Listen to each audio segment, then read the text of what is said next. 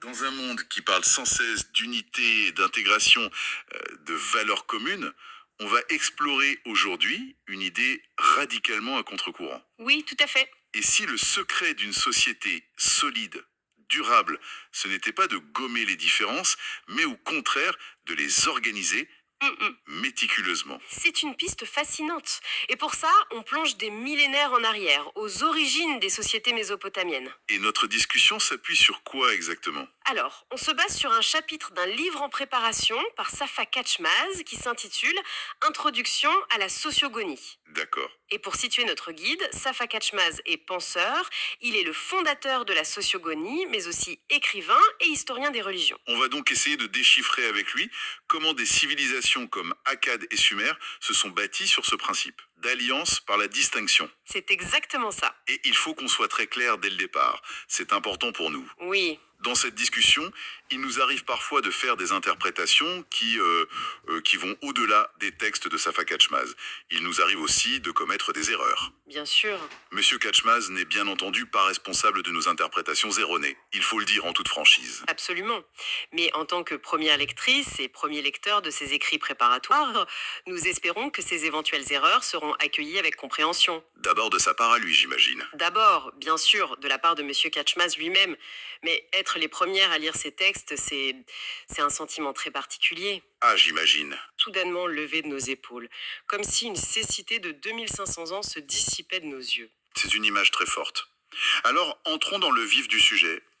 Le point de départ de Katchmaz, c'est une relecture complète des mythes de la création. Exactement. Et là, notre premier réflexe, c'est de penser à la création de l'univers, n'est-ce pas?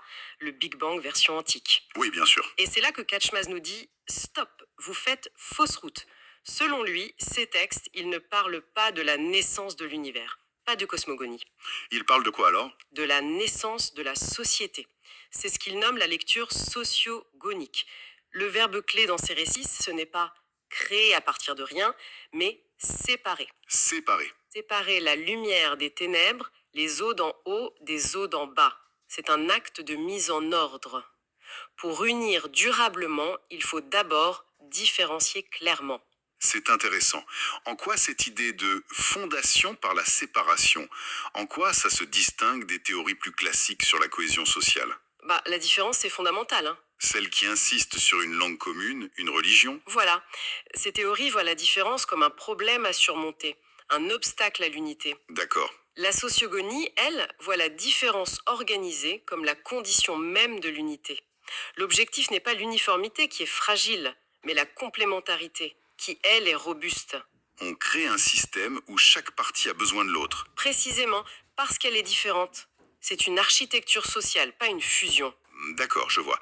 C'est une idée théorique puissante. Pour la rendre concrète, Katchmaz nous emmène donc en Mésopotamie, à la rencontre d'Akkad et Sumer. Oui, et le premier réflexe à éviter, c'est de les voir comme deux ethnies ou deux peuples en compétition. Katchmaz insiste bien là-dessus. Qu'est-ce que c'est alors? Ce sont deux ordres de vie, deux logiques sociales conçues pour s'emboîter. Pour simplifier à l'extrême, Akkad, c'est l'ordre nomade, celui des chasseurs-pasteurs. D'accord. Et Sumer, c'est l'ordre sédentaire, celui des agriculteurs. Le mouvement contre l'immobilité. C'est la première opposition et tout le reste en découle. C'est un système de correspondance qui est incroyablement cohérent. C'est-à-dire? Akkad, le nomade, est associé au ciel, au mouvement, et donc au jour, à la lumière, au nord. Et Sumer, logiquement? Sumer, le sédentaire, est associé à la terre, à l'immobilité, et donc à la nuit, à l'obscurité, au sud. Donc, cette structure binaire, elle va bien au-delà de la simple opposition nomade-agriculteur. Ça devient une grille de lecture de tout l'univers. Une grille de lecture totale, oui. Et elle s'étend à des concepts plus complexes. Par exemple, le texte de Katchmaz mentionne une distinction entre le dieu humain mortel, pour Akkad, Et et le dieu Adam vivant, pour Sumer. attendez, ça c'est un point qui mérite d'être éclairci. Qu'est-ce que ça signifie concrètement, cette opposition? C'est une excellente question, parce que c'est vraiment au cœur de leur vision du monde. Le dieu humain d'Akkad, c'est une figure divine qui naît, vit et meurt. Un peu comme les dieux grecs ou nordiques. Il incarne un cycle? Exactement. Le temps qui passe, le mouvement propre aux nomades. D'accord. Le dieu Adam de Sumer, lui, est différent. Adam, en sumérien, ça veut dire humanité, peuple, et c'est une figure primordiale, collective, issue de la Terre. Il ne meurt pas. Il ne meurt pas, il est. Il représente la permanence, la stabilité de la communauté agricole liée à son sol. L'un est un dieu de l'histoire et du temps, l'autre de l'espace et de la terre. Je comprends mieux, donc même la théologie reflète cette séparation. Et j'imagine que si ce code est si profond, on devrait en retrouver des traces dans les grands textes religieux qui ont hérité de cette culture. C'est exactement là que la lecture de Catchmas devient un outil de déchiffrage puissant. Prenez la Genèse dans la Torah. D'accord. Quand on lit Dieu sépara la lumière des ténèbres, notre réflexe, conditionné par des siècles de lecture littérale, c'est de visualiser. La création du soleil, de la nuit, ce genre de choses. Voilà. Alors qu'avec cette grille sociogonique, on devrait plutôt y voir la fondation d'un pacte social. Ah oui? Le texte ne dirait pas voici comment l'univers a commencé, mais plutôt voici les règles de base de notre alliance. La lumière, c'est Akkad, les ténèbres, c'est Sumer. Ce sont deux ordres sociaux distincts. Et la première loi, c'est de reconnaître et d'organiser cette distinction pour qu'ils puissent coexister. C'est un traité constitutionnel, mais sous une forme poétique. C'est une perspective radicalement différente. Ça me fait penser à un autre passage qui a toujours été un casse-tête. La séparation des eaux d'en haut et des eaux d'en bas. Le parfait exemple. Littéralement, ça veut dire quoi? Pas grand-chose. Non, c'est très abstrait. Mais avec la clé sociogonique, ça c'est clair. Ketchmas explique les eaux d'en haut, ce sont les eaux douces, courantes, vivantes, les fleuves. Le Tigre et l'Euphrate. Exactement. La source de vie pour le pasteur nomade Akkad, l'eau pure. Et donc, les eaux d'en bas, ce serait. Exact. Les eaux salées, stagnantes. La mer, mais par extension, toute eau contenue, maîtrisée. L'eau d'un puits, d'un marécage et même l'eau dans un chaudron. C'est l'eau de l'univers sédentaire de Sumer. Et ça a des implications concrètes? Très concrète au niveau rituel. Le sacrifice akkadien, par exemple, pouvait être une immersion dans le fleuve, un retour à l'eau courante. Tandis que le sacrifice sumérien, Lui pouvait être l'ébullition dans un chaudron. c'est incroyablement spécifique. L'idée que le rituel de l'eau bouillie soit directement lié à Sumer, c'est une interprétation de Catchmas ou c'est attesté. Ça semble presque trop parfait. C'est une lecture interprétative, mais elle s'appuie sur la cohérence interne de tout le système. D'accord. Quand on voit que des dizaines d'oppositions binaires, cruciuit, mobile-immobile, fleuve-mer, s'alignent toutes parfaitement. L'interprétation des rituels devient plausible. Plus que plausible, elle devient éclairante. Elle donne un sens à des pratiques qui, sinon, sembleraient arbitraires. C'est cette lecture au premier degré que Casmas critique chez certains penseurs des Lumières. Il cite l'exemple de Voltaire, je crois. Oui, Voltaire se moquait de ces concepts d'eau d'en haut et d'en bas qu'il jugeait absurdes, primitifs. Oui, mais ce faisant, il tombait dans le même piège que les théologiens dogmatiques qu'il combattait. Il acceptait leur lecture littérale pour mieux la rejeter. Il n'a jamais pensé à changer de grille de lecture. Et du coup, Du coup, Catmaz a cette formule assez percutante. En agissant ainsi, les philosophes des Lumières sont devenus des croyants à l'envers. Ils ont raté la signification politique et sociale de ces textes. c'est un système incroyablement complexe. Je comprends la logique, la cohérence. Mais au fond, pourquoi? Pourquoi se donner tant de mal? Quel est l'intérêt politique de maintenir une telle séparation? C'est la question clé. Et la réponse est au cœur de la socioléthalogie. Le but, ce n'est pas de créer une hiérarchie, de dire qu'Akkad aime mieux que Sumer ou l'inverse. Non. Le but est de fonder une alliance politique sur la dépendance mutuelle. Le système ne lie pas les gens par leurs forces communes, mais par leurs manques respectifs. C'est un peu comme deux pièces de puzzle. Chacune est incomplète, mais c'est justement grâce à leurs creux et leurs bosses qu'elles s'emboîtent parfaitement. C'est une excellente analogie. Akkad, le nomade, est mobile, il a la maîtrise du bétail, il peut assurer la protection militaire. Mais ils ne possèdent pas la terre. Exactement.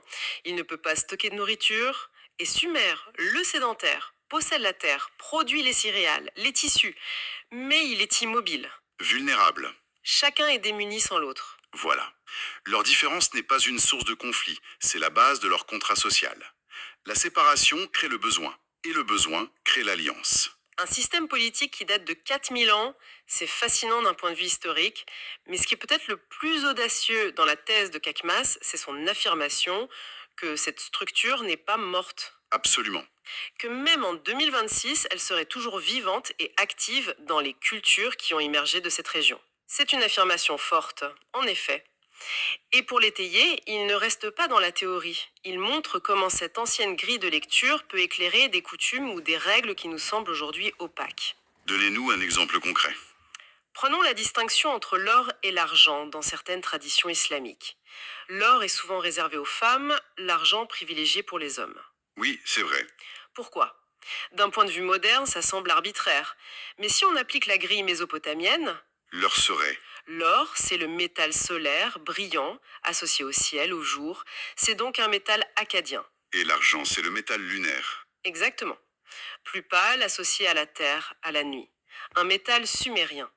Cette règle préserve donc, des millénaires plus tard, une trace symbolique de cette séparation. C'est fou de se dire qu'une règle aussi simple pourrait être l'écho lointain d'une structure sociale aussi ancienne. Ça change complètement la façon de voir ces traditions. Il y a un autre exemple, toujours avec l'eau. Dans certaines pratiques, il est déconseillé de chauffer l'eau pour les ablutions rituelles. Ah oui, pourquoi? Parce que chauffer l'eau, la faire bouillir, c'est une pratique sumérienne, liée au chaudron, à la transformation. L'eau pure du rituel doit rester dans son état akkadien. Froide, pure, non altérée. C'est ça. On retrouve même ça chez le poète mystique Yunus Emre. Dans un de ses vers, il demande à ce que son corps soit lavé après sa mort avec de l'eau froide. Ce n'est pas juste une image poétique. C'est une référence culturelle profonde. Une référence à cette symbolique de la pureté akkadienne, oui. C'est vraiment vertigineux. Et c'est en lisant des choses comme ça qu'on a vraiment ce sentiment. C'est comme si une cécité de 2500 ans se dissipait de nos yeux. On réalise que des fragments de ce code sont partout autour de nous. Mais qu'on avait perdu la clé pour les déchiffrer. Exactement. Alors, si on devait résumer la grande idée à emporter de cette exploration, ce serait que, pour vivre ensemble, il faut d'abord apprendre à se séparer. Oui, La fondation d'une société, ce n'est pas un acte de fusion, c'est un acte d'organisation des différences. La création, en somme, c'est la séparation. absolument. Et au-delà de l'analyse historique, cette approche de Katsmas nous force à repenser notre rapport à la différence, et même au conflit. On a tendance à les voir comme des problèmes à résoudre. Oui, des pathologies sociales. La lecture sociogommunique nous montre une autre voie. La différence, et même une certaine tension, peuvent être des principes fondateurs. Des mécanismes qui, bien organisés, créent une cohésion bien plus forte qu'une simple ressemblance. C'est une pensée profondément politique, en fin de compte. Et ça nous laisse avec une question pour la route, une piste de réflexion. Laquelle? Si ces sociétés anciennes se sont bâties sur un système aussi clair de différences organisées, quels sont les systèmes de différenciation non écrits, souvent inconscients, qui structurent nos propres sociétés modernes? Quels sont aujourd'hui nos Akkades et nos Sumères?